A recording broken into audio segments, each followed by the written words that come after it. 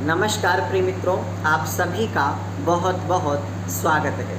मित्रों, आज एक नहीं बल्कि 4 अत्यंत महत्वपूर्ण और अत्यंत उपयोगी विषयों पर चर्चा करने वाले हैं, वो भी शास्त्रों के अनुसार प्रामाणिक। तो उनमें से पहला यह है कि एक सूतक के दौरान ही दूसरा सूतक लग जाए तब सूतकों की व्यवस्था कैसे होगी।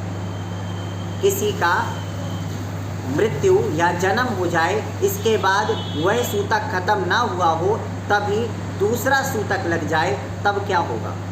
इसके साथ में यज्ञ, विवाह आदि में पूर्व के संकल्प में संकल्पित किए हुए द्रव्य दान आदि की अगर हमने उनका संकल्प पहले ही ले रखा है और सूतक लग जाए तो क्या वह द्रव्य, वह संकल्प दूषित हो जाएगा। क्या वह संकल्प या द्रव्य हमें नहीं देना चाहिए, यह दूसरा विषय है। तीसरा विषय यह है कि अगर हम यज्ञ, दान आदि या विवाह आदि में प्रवृत्त हो चुके हों, हम उसको कर रहे हों और तब सूतक लग जाए, तब हम क्या करें, शास्त्रों के अनुसार हमें क्या करना चाहिए, यह तीसरा विषय है। और चौथा विषय यह है कि शास्त्रों के अनुसार ऐसा कौन है जिसका कभी सूतक ख़त्म ही नहीं होता, जो हमेशा सूतक में ही रहता है, ऐसा कौन है। तो इन चारों के बारे में जानेंगे। तो सबसे पहले जानते हैं पहले विषय के विषय में। पहला विषय हमारा था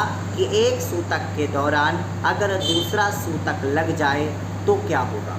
तो हम आपको बताएं कि शास्त्रों के अनुसार अगर पहला सूतक के दौरान ही दूसरा सूतक लग जाए तो पहले सूतक की शुद्धि के साथ ही दूसरे सूतक की शुद्धि भी हो जाएगी। इसके साथ जनना शौच के बाद मरना शौच लग जाए अथवा मरना शौच के बाद जनना शौच लग जाए तो इन दोनों की निवृत्ति मरना शौच के काल के बाद हो जाएगी। मतलब मरना शौच की शुद्धि के साथ में हो जाएगी दोनों की। इसके साथ में इसका जो प्रमाण है वो भी सबसे पहले बता देते हैं। सूत के तु समुत्पन्ने द्वितीय समुपस्थिते द्वितीय नास्ति दोषस्तु प्रथमे नैव शुध्यति।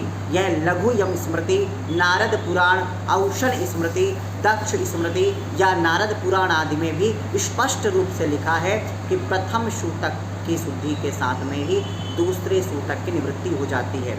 इसके बाद में विवाह यज्ञ कार्य में के बीच में ही संकल्पित किया हुआ द्रव्य उस दौरान अगर सूतक लग जाता है तो उसकी किसी भी प्रकार से अशुद्धता नहीं होती और वह शुद्ध होकर के उसको सूतक के दौरान भी उस पुण्य कार्य को जो द्रव्य है उसको दिया जा सकता है।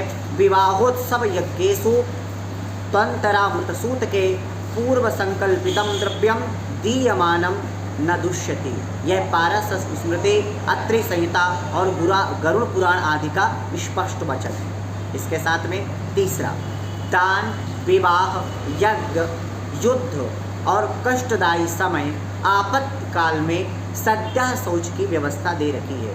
अर्थात इन समयों में आपदागतस्य सर्वस्य सूतके न तु सूतकम।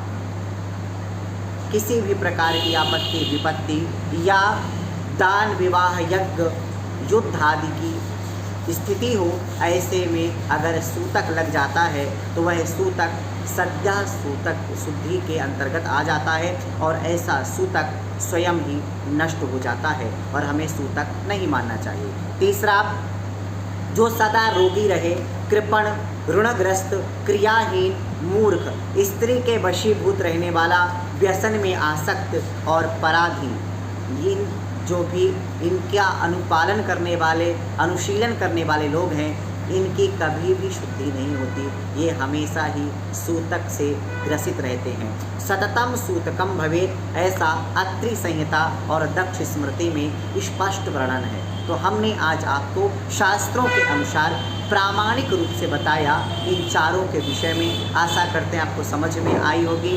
तो अभी के लिए बस इतना ही। आगे फिर उपस्थित होंगे आपके सामने एक नई जानकारी के साथ। तब तक के लिए नमस्कार।